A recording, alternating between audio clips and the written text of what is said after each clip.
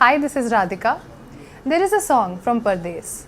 ये दुनिया एक दुल्हन, ये दुनिया एक दुल्हन दुल्हन के माथे की बिंदिया, ये मेरा India, I love my India. Today at NDTV we have with us director Raj Amit Kumar, who has portrayed a slice of northern India in his web series Bindya ke Bahubali. Hi Raj, welcome to NDTV. And also we have with us his actors Ranvir, Shorey and Sushant Singh. Hi Radhika. Thank you, Radhika. Thank you for coming here. Raj, first question is to you. We know that the first season of Bindya ke Bahubali is already streaming on MX Player for free, like you guys have already been saying so much here and there. Please talk to us about what made you pick this particular genre for this particular story, and for those who haven't watched this series as yet, please tell them why they should pick it up right away. So, the why pick up this genre is quite simple. The genres we love, we have watched a lot and admired. See, crime genres usually tells us about society in large ways. So I mean, I've always said that sex and violence shapes the world we live in.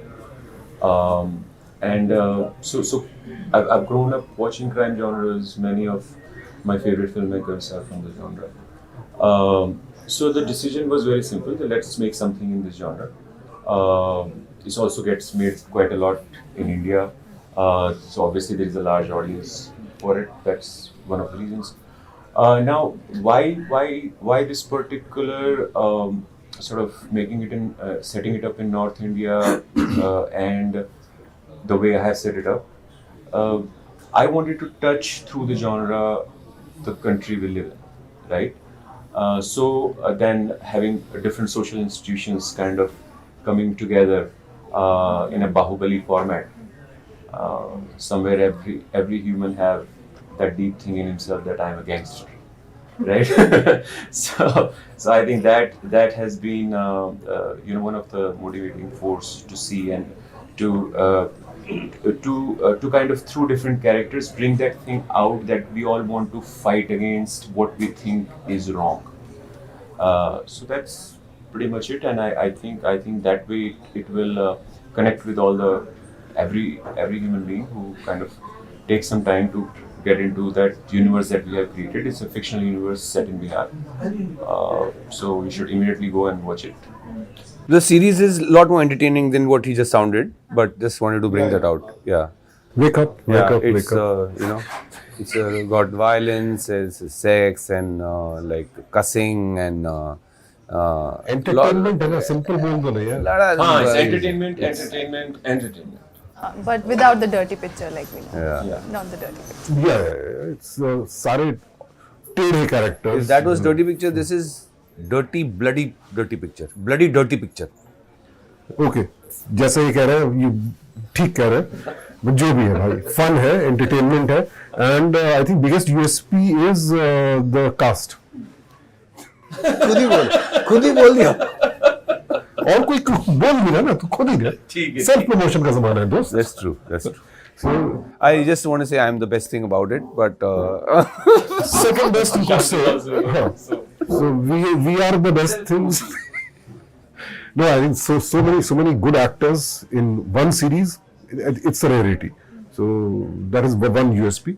और एक बड़ा सा हम अभी भी convince कर रहे हैं अपने मेकर्स को कि भाई एक बड़ा सा पोस्टर हर शहर में लगाओ इतने सारे फेसेस के साथ. Before another gang war sorts of just breaks between the cast members over here, I like to go to Ranvir. Chota Davan is the character that you play. It's very interesting to see you in this category, if I may, because we've either seen something of this sorts maybe in Son Chidiya, a little bit like who is a dacoit, and now this is a gangster sort of a thing, and mostly people remember you for all those characters that have that you did really in the beginning, and this is something slightly different. So did you always want to be a gangster on screen, or this is something that Raj helped you experiment through with Chota Davan? no, like Raj said, everybody thinks they're a gangster till the real gangsters show up or the cops show up. So I think you're referring to, because I started with comedy and this has some humor, this part, but it's not really comedic. It's a dramatic part. And I have, since you mentioned my 25-year-old career, I started with comedy, but slowly I have managed, fortunately, to move towards different kind of parts, to drama and well, mainly to drama. And yes, this definitely, like the most attractive thing about this part is that at the face of it, it seems like like the rustic gangster, but it's far more nuanced. There's far more layered, because his eye is not just looking at the broad strokes of the violence and the the how do I put it, he also delves into the human interactions, dynamics of the group, meaning the family and surroundings.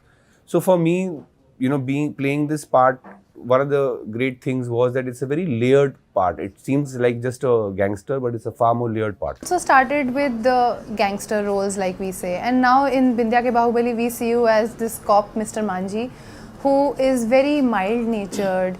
He knows everything, how to work the system, but his voice pitch doesn't rise after a certain point.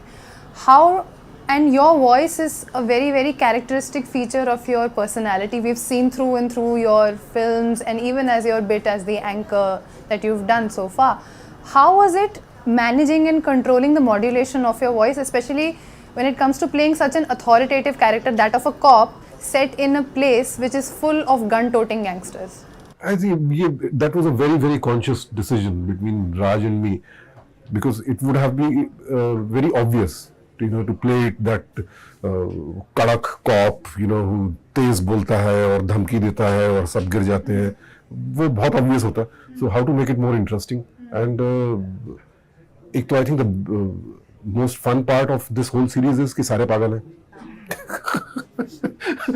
All the characters, they think they know everything, but life has other plans. So Murli Manji, again, he's been there in part of the system, and he knows that he's come to a place where he has to clean up, and obviously it's not all in a very lawful manner. So वो खेला खाया इंसान है, दुनिया देखी है उसने, department को भी समझता है, समाज सोसाइटी सिस्टम को भी समझता है. So we played it in that way, that let's make him a very regular guy who knows his power, but he doesn't have to show it. So then became interesting. And after you did, like, I will dial it back to Savdhan India a little bit. When you talk about power, as somebody who became the face of people being secure and alert about what is happening around in the society without being sensational about it, did you experience that sort of a power once you were off screen, when you met people around you? What did they came up with?